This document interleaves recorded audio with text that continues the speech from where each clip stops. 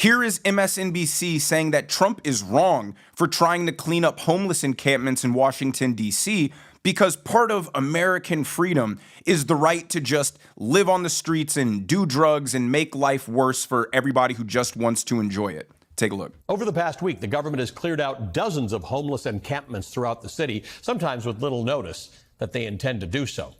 Homeless people have become a bullet point in the White House's new D.C. crime report, which the administration has been sending out daily with statistics of how many arrests were made and what actions were taken the day before. On Friday, for example, the White House says that it cleared out 25 homeless encampment sites in D.C.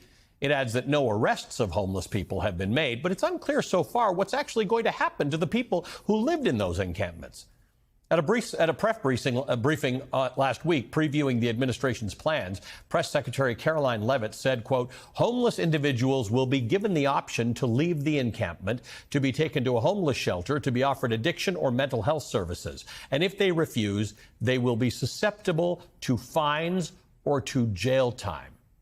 They will be susceptible to fines or to jail time for being homeless. When I lived in LA, I learned a lot about why the homeless crisis there was so prevalent. And it's not a money issue. The state of California has spent tens of billions of dollars trying to reduce homelessness. They build these expensive high-rise buildings that are supposed to house these people. And you know what happens? They trash them or they refuse to stay in them because these places institute rules. You have to be in by a certain time of night. You can't bring pets. You can't do drugs. And these people are mentally ill or they have serious drug addiction problems, and they just willingly choose to not stay in the housing provided to them and stay on the street. These aren't irredeemable people. They're just extremely troubled. And if you leave them to their own volition to decide whether they want help, whether they want to improve their lives or not, 9 times out of 10, they choose simply not to. That's why you have to